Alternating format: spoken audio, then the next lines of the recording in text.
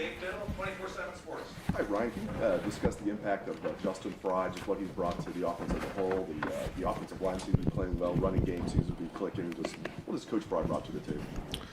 A lot of things. I think he has really done a good job of, first off, building camaraderie in that group. As you know, the offensive line has to have chemistry, and I think he's built good relationships there. I think he's built credibility just in his teaching and the way that he teaches.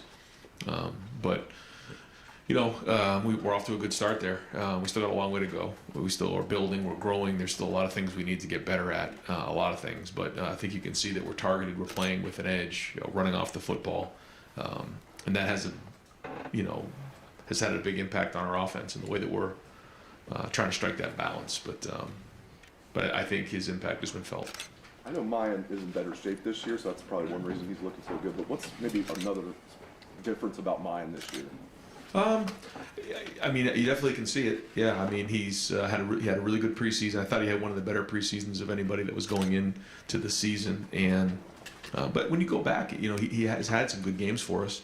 I think he's been probably more consistent, just day in and day out, and taking care of his body because he does run really violently. Fourth row middle, Pat Murphy, 24/7 Sports.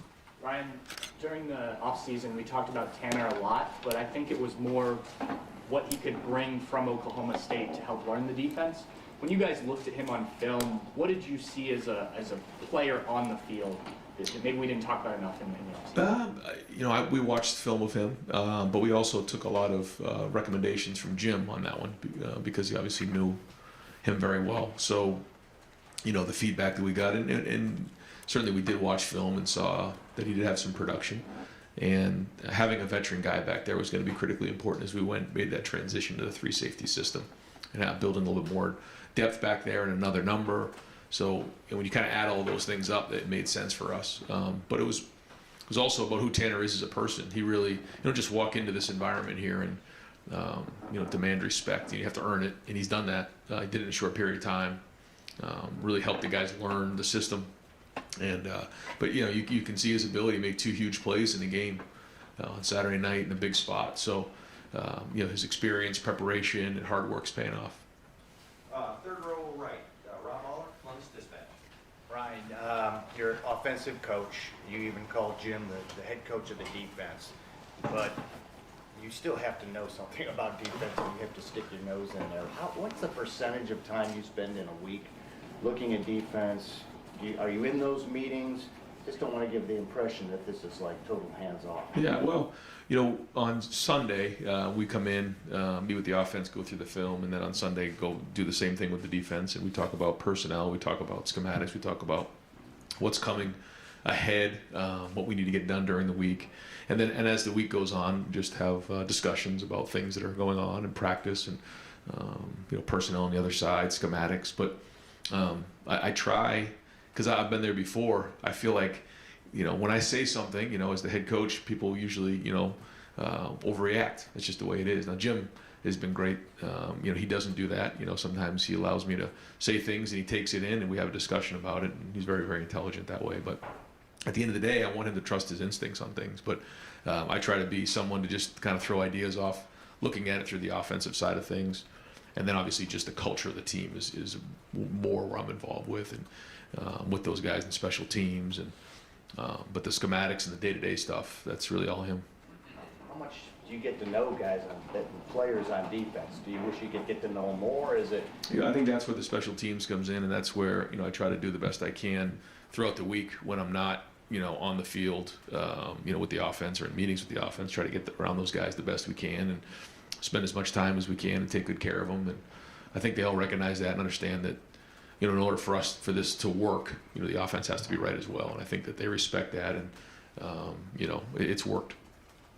Right behind him, Tony Gervin, Buckeye Huddle.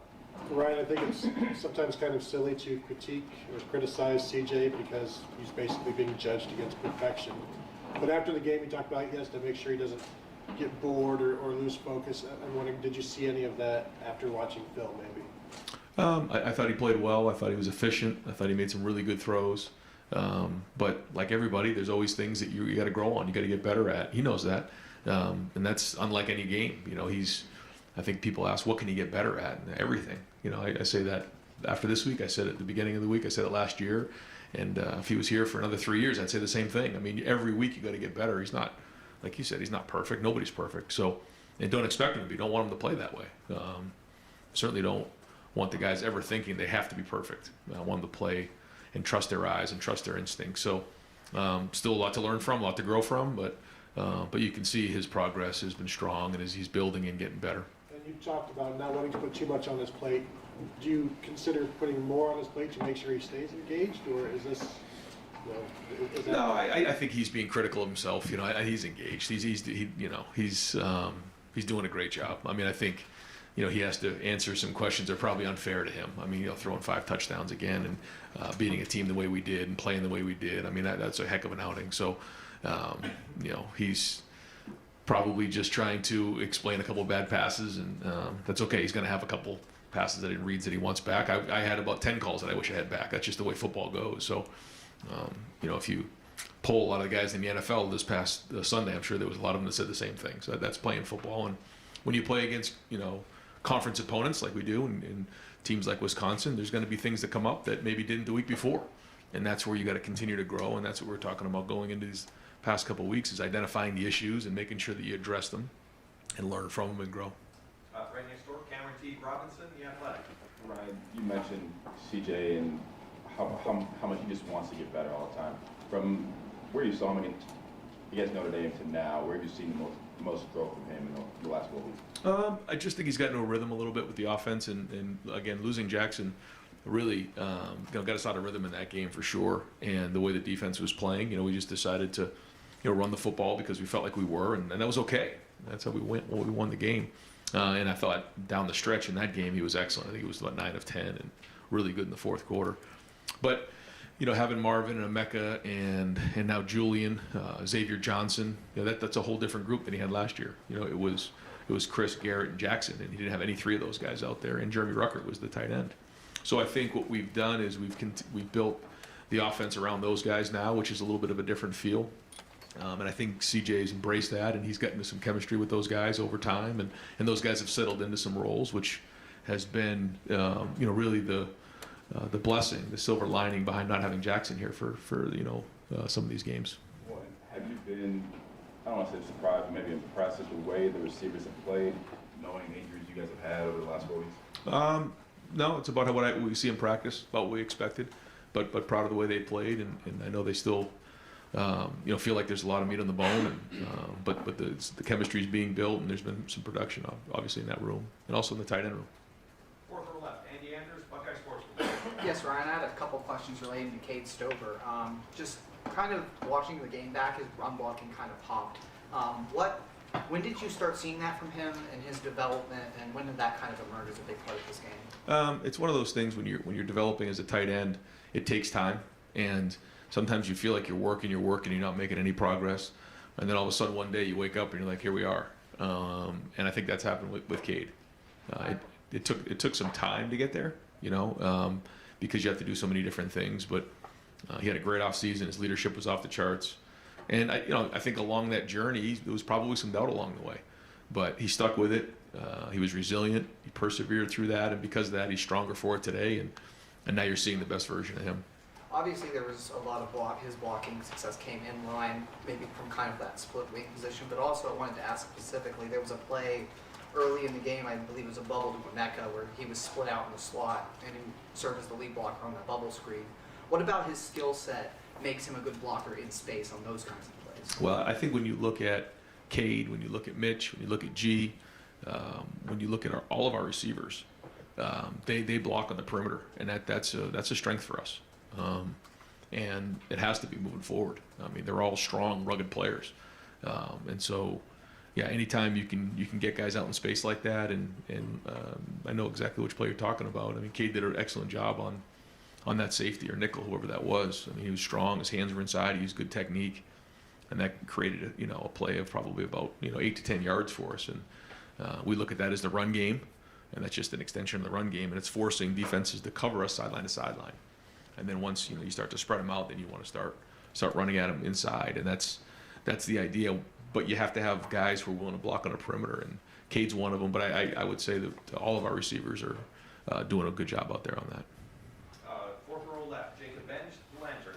Yeah, hey Ryan, I wanted to ask a couple of broader questions. You know, this Saturday they're recognizing the 100-year celebration of Ohio Stadium, and wanted to get some of your memories just on, you know, the shoe. Since you've been a coach at Ohio State, just what sort of memories come to mind when you think about Ohio Stadium and the shoe and coaching down there in that field? Yeah, in a short period of time, have some great memories. I think the Penn State game in 18 was one of my greatest memories, being down 3 scores going into the fourth quarter. That blackout was unbelievable. Running out of the stadium the first time in that Oregon State game was kind of a surreal experience. You know, some of the, you know, the wins against the team up north were huge. You know, just great memories of being in the stadium, hearing Hang On Sloopy at the end of the third quarter.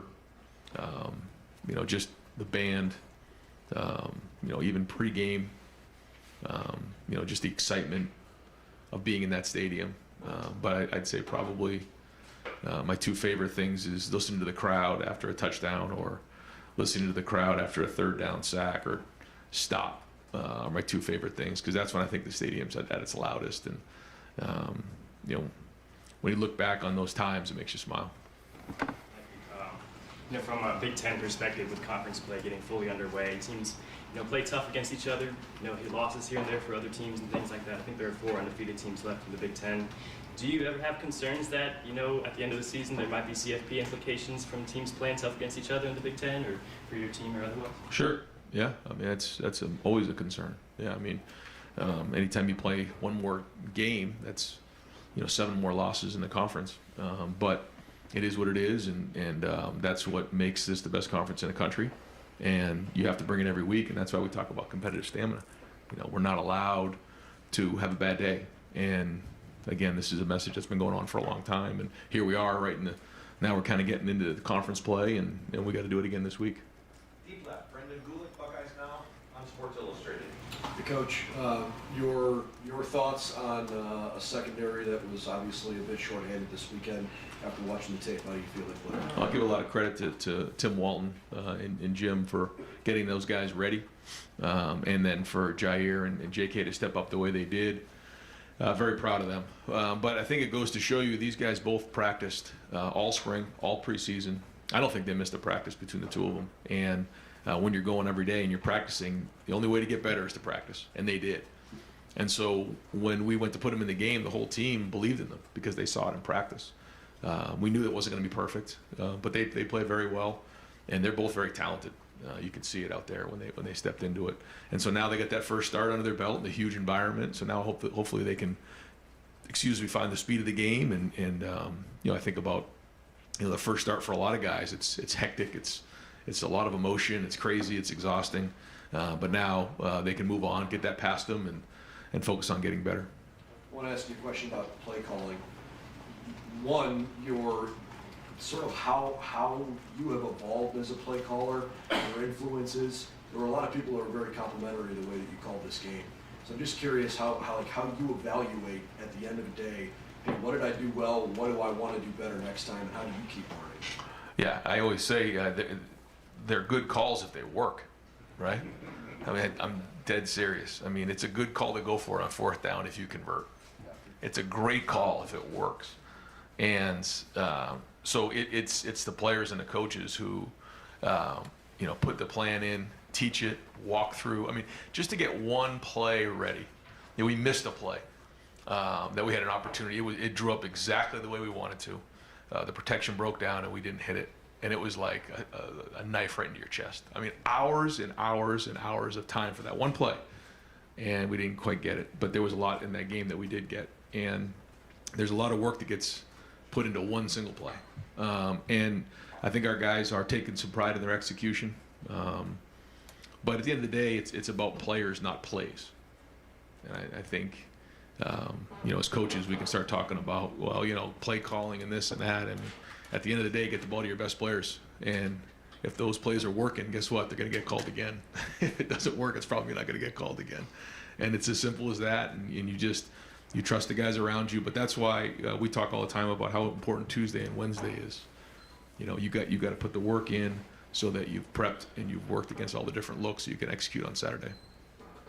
Second row left, Stephen Hellway, 24/7 The Sports. the same vein, I think when you were up 28-0, you'd run 23 plays and 13 of them had gone for 10 yards or more. What was so special, what was so great about those first 4 series that just 10, 12, 14-yard chunks? And I looked up, you didn't have a third down. The third down conversions were non-existent. Yeah. Well, we got into a good rhythm early on. We hit a couple of those passes, and that was big. And then we were getting some good movement in the run game. I thought we were targeted pretty well early on, and CJ was making some really good throws. I thought the protection early on was strong, and guys made plays. And so when you have that balance of run and pass, then you can be more and more explosive because they can't gang up in one area.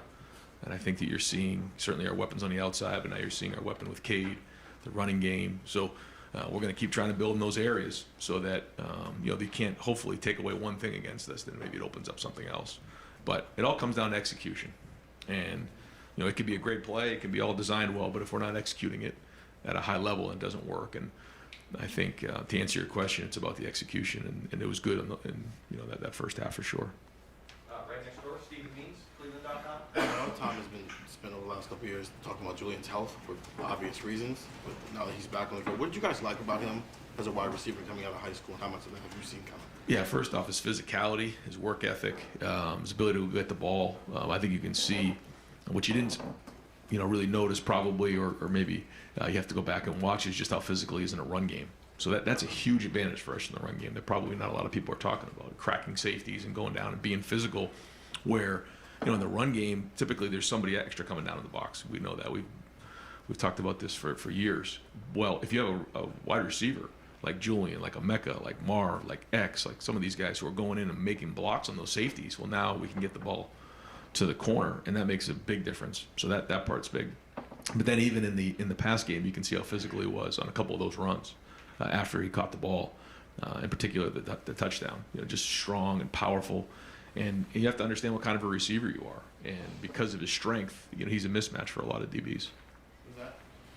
Given where he came from school, where it was basically like blocking and run straight a lot of the times, Yeah. I don't know, it seemed like he had a different type of development than maybe Jackson and some of the other guys in his class were having. Have you seen that development kind of take place, and where has he maybe come? Yeah, no, I hear what you're saying, and everybody has their own journey, and everyone has a different background of where they come from, and he's on his own journey, and I think he's made a lot of progress, in his few years here, and I think now he's playing his best football, and he has come a long way in his development. Right behind him, Dan Hope, left forward. Ryan, with Jackson, if it's not playing against Toledo or playing against Toledo, not playing against Wisconsin, when you're making that decision, how much of that's you, how much of that's Jackson, how much of that's the medical staff? Yeah, it's the medical staff in Jackson. We always refer to the trainers and to the doctors, and then get the feedback from the player, and we try to do the best we can to keep him as safe as we can in those moments, and we'll continue to do that. When you look back now, is there a regret playing him against Toledo? No. I mean, you got to just trust in what you see in your evaluations, and then go from there. What do you feel like is kind of the timetable for him now? Do you have to be even more cautious after he did have a step back? I just think that it's a long season, and like you're mentioning, I don't think we want to move forward until we all feel really good about everything. But again, Jackson's still has a mindset of day to day, and we're not going to put any kind of timetable on it, and just he and the training staff are going to work hard. I know he's frustrated, but we're not as far away as we think, and if he just has the mindset of showing up every day and getting as much treatment as he can and taking care of his body, this will be behind us soon, and we still got a lot of football to play. Front row middle, Joey Kaufman, Columbus Dispatch. Ryan, I wanted to ask about your success in the red zone this year. You're finishing drives this year more often with touchdowns than last year. What do you think's the reason behind that? What do you kind of Well, I think we've run the ball well down there. We've been efficient, but then I think CJ's throwing and catching and the receivers have been pretty good. I mean, you think about the Toledo game and some of those catches that Marvin made and tiptoeing on the sideline in the back of the end zone, the one that Julian caught in the end zone, and then even the one that he threw to a Mecca there. I mean, those were tight windows. But that's playing quarterback at a high level in the red zone. Nobody's open. Maybe Cade was on that one, but that's rare. I think that the protection's been good. I think the quarterback play has been excellent, and we're running the ball. How much of a challenge is that for a young quarterback last year? Just when the red zone, everything gets smaller, Tighter, having to yeah. deal with that. Oh yeah, that's a big part of it. Third down, red zone, for a quarterback, that's where you make your money, and we've worked hard on that. We spent a lot of time on that during the preseason, so we're gonna have to continue to do that. It only takes one bad day and you're out of whack. So we're gonna stay hungry and make sure we're doing a great job down there. In addition to CJ, does some of the other stuff too, like the eye formation stuff, just some of that stuff help? I hope so. Yeah, I hope so. We're trying to be diverse and do different things so that teams can't gang up on what we're up to. I think at the end of the day it's execution, but hopefully some of the different looks are giving us a little advantage. Austin Ward, Rivals, 97.1 The Fan. And you said after week one you didn't really buy into the coaching cliche of the jump from week one to week two. Are there other coaching mantras that are commonly accepted wisdom that you think are nonsense? Probably, yeah. Yeah, I think sometimes coaches talk too much. Is there anything that you can think of that you think a lot of your peers believe that you don't think is true about college football? Nothing strikes me offhand. I'd probably have to think about it. I don't know. I just know that at the end of the day, we all do a lot of talking, and it's about hard work. It's about the players, and coaching is still about teaching. It's about counseling. It's about relationships with players, and we all want to win, but we got into coaching for the right reasons, and that's to have an impact on young men, and we can't lose touch with that with everything that goes on today in college football for sure. Teaching and counseling, and Dan asked about Jackson. This month hasn't gone the way he envisioned, and he's not through the process yet. What is it like for you and Coach Hart, I guess, to manage that, help him get through? How's he been handling that part of it? Yeah, he's been okay. He hasn't been great. He's struggling. He wants to play. He's one of the more competitive players I've been around before. But it rarely does it go the way you expect it to go. That's just life in general. So life's going to throw adversity our way, and we control the response. There's just so many things in our life that we're not going to be able to understand. And so these are great opportunities for us to help them deal with that down the road. And we talk to our team a lot about that, just about the different things. And, how many guys in that locker room, their career or this season or last game has played out exactly the way that they want it. So we try not to talk to them too much about focusing on expectations and just focusing on the moment the best they can. And not easy for him, I'm sure. But if he can keep doing that, then this will be behind him soon, and he'll be stronger for it. Third row, right, Adam King, WBMS 10 TV. Coach, you talk about competitive stamina all the time. I'm curious if at this point it gets harder to focus on competitive stamina when you're beating Wisconsin 52 and putting up 77 against Toledo. How hard is it to actually implement that right now? Well, it's been implemented. Now it's just a matter of do we do it. But we have to be all over the human element. The human element is to, not be disciplined and do the same things that you've done the week before. But that's exactly what we talked about on Sunday. And that's what we're going to talk about today going into this week. And every time you go into a game, you have to get physically, mentally, and emotionally prepared to play in that game. And it usually takes 24 to 48 hours to come down off of that. It's just that's how competitive it is to play in an environment like that, in a game like that, a conference game. So we got to do that again for 3:30 on Saturday against Rutgers. And that's the discipline of trying to become great and try to reach the goals that we're going to strive for. So, new challenge this week. But again, we've talked about this. We've prepared for this. It's been implemented. Now it's just a matter of executing it. When you see how the offense has shown out in the last two games compared to the first two games, you used the word clunky early on this season. How different are those meetings now? Do you change any of your coaching style now that things are working on the field? No. Did you try to be consistent? Was consistent after the Notre Dame game. Knew that we had a curveball thrown our way without Jackson. There was certainly a lot game planned to target number 11 in that game. And then when he was out, it was like, oh boy, where am I going now? But we solved the problems and got it done. And those are the contingency plans and the paranoia that coaches go into games with. You know, that's why when you see us walking back and forth like crazy people before the game, it's usually because, okay, what happens if this happens? You know, and I got to tell you, like, I didn't have a long list. What if Jackson goes out and, you know, early in the game? So I got caught a little bit there. But the guys figured it out. We figured it out. Some guys stepped up, and then from there we built. You know, and I think that's been good to see some guys step up. You know, to see the receivers, see the offensive line, the running backs, tight ends. And then to see the defense build and grow, I think there's a confidence level there too across the team that when our defense goes out there, they're going to get stopped, and that goes a long way across the board. Great punt, play ball for the SYX. Do you find yourself rolling out a new wrinkle every week just to give people something to think about?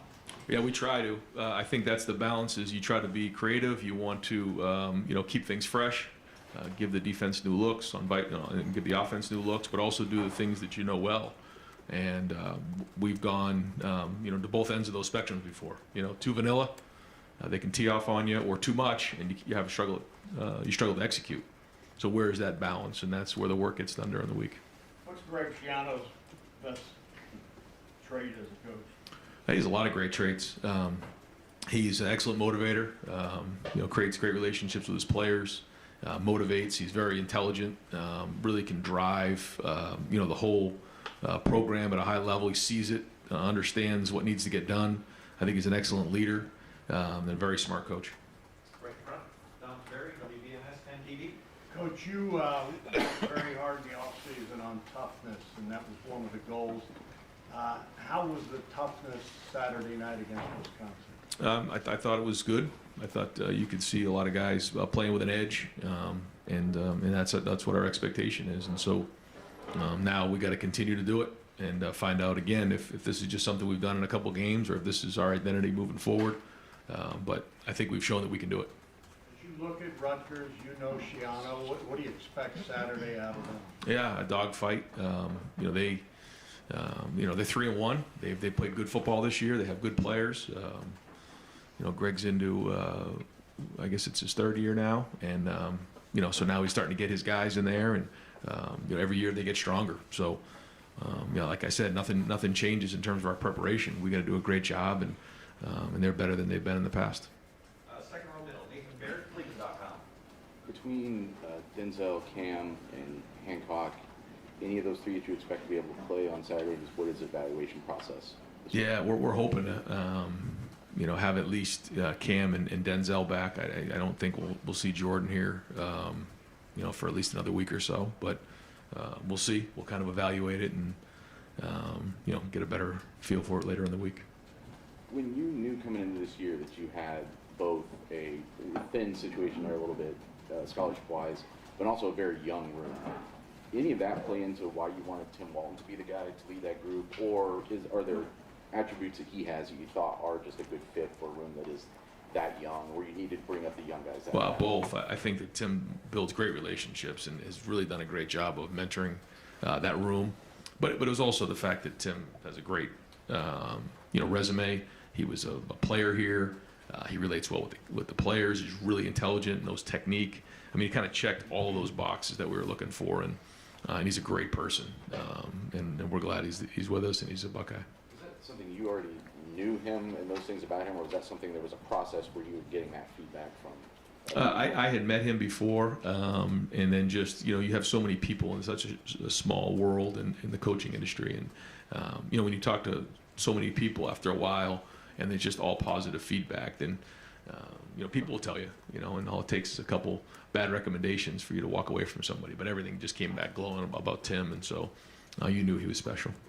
Front row middle, Bill Rabinowitz, Columbus Dispatch. Yeah, let me guess. The one that put the knife through your heart was the pass down the seam to Emeka that they couldn't step through? Okay. Yeah. Jair played, I mean, true freshman. Yep. Obviously, Denzel did that last year. JK's been your year, probably a little easier.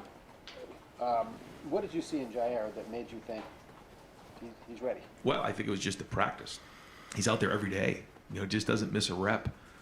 It wasn't all perfect, but he's out there competing every day in practice. And when you're going against Marvin and Jackson and Julian and those guys and Emeka, you know, that's really good work. And every day he was getting a little bit better, a little bit better, a little bit better, and you could see his confidence. He was confident going into the game, and I think again, Tim really did a great job getting him ready. And Lathan Ransom did not play, if I'm right. He was not unavailable. Just what happened with him, and do you expect him back? Yeah, we do. We expect him back. I think going into this week, we usually meet on the availability report like around Thursday. We're gonna meet a little bit closer to game time, so it's a little bit more accurate. Over to second row right, Delandis, the Athletic. Ryan, you've talked before about how it's okay. I forgive you. How G can be hard to figure for defenses how they want to defend him, and I'm wondering with what we were saying about Julian, if you see any similar effect because he's a bigger guy, he's so physical, and you can line him up sort of tighter to the formation sometimes. Do you ever feel like it's some form of playing with an extra tight end out there? With Emeka? No, with Julian. Oh, with Julian, yeah. I feel like that with both of those guys. Yeah, anytime you can get a mismatch, however you get it, and their physicality is really showing out. And so because of that, you're seeing guys get open. You're seeing some separation. And some of that is because they're just winning with their speed and athleticism, which they really have on the outside. But sometimes in the play action stuff, you're seeing it because of the conflict they're creating. You mentioned a couple times today how the offensive line was targeted better in the run game.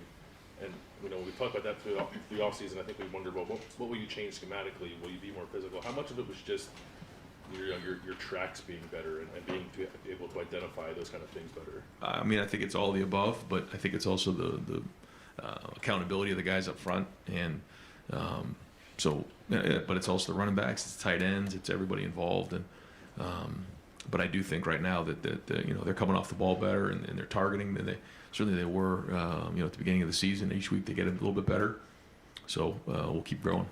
And you've been able to get Kyle McCord into the game a couple times, but he's only thrown a handful of passes. Yeah. What's your balance between wanting to get him work, give him the full playbook, and just sort of run the clock out? Yeah, that's the balance. You try to you want to get him those reps, but also when the game gets a certain way, you don't want to try to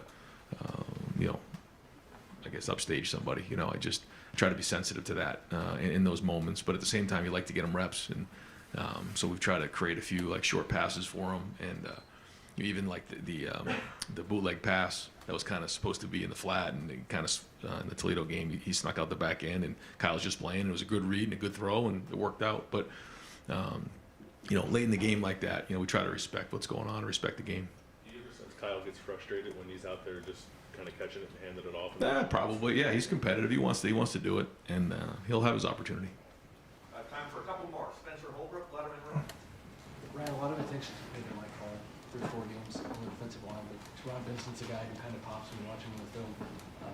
Did you see that this offseason, and is it just a matter of him being healthy? Is it being a year older? Like, what is it about Teron that's making him play so well right now? Yeah, I thought he played really well in this game. He ate up a lot of double teams. He was efficient, graded out a champion, and so that's a big step for him because we need him to be strong inside. And with he and Mike in there together, they're powerful. And if we want to get to where we need to be, the D line's got to be the strength of our defense. I think it has been so far, but Teron probably played one of his better games on Saturday.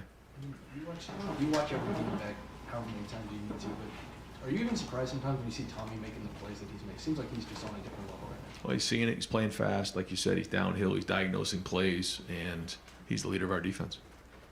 And final questions, front row right, Tim May on 3, Letterman Row. Well, thank you very much, Jared. Back to Julian Fleming. What was that moment in preseason? I know you talked about that scrimmage where he put basically his shoulder back in or whatever, went back in there and caught 2 touchdowns. But in the game settings, et cetera, when did he definitely in your brain just click off accountable? This guy, you can throw the ball to this guy. You understand what I'm saying? Because I would think there's some reluctance till a guy proves it. But and go ahead. Yeah, well, I just think we practice so much, and football is such a unique game that way. Every other game, every other sport, you're always playing the game. Here, you practice, and you just see things in practice, and you just see trends, and it's just a matter of time before we say sink to the level of your training in practice. But if you're doing it in practice every day against some of the talent we have on our team, then it's going to show up in the game. And so we believed in him, and we continue to believe in him, and now you're seeing what we see in practice. And just a quickie follow on that.